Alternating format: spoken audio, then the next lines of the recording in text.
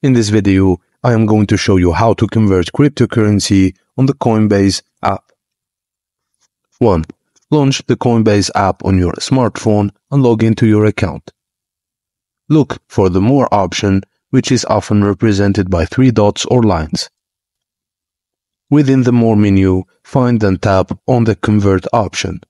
This may be represented by an icon that resembles 2 arrows forming a circle or the word Convert itself. A panel will appear where you choose which cryptocurrency you want to convert. Tap on the respective fields to select the cryptocurrency you'd like to convert from your holdings and the one you wish to receive.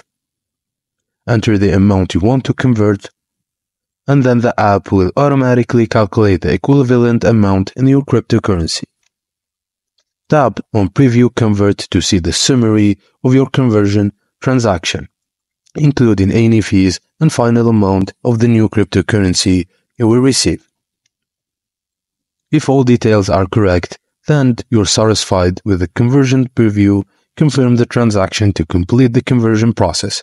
If you don't have sufficient crypto balance for the conversion, the app will notify you, and you won't be able to proceed until you have enough.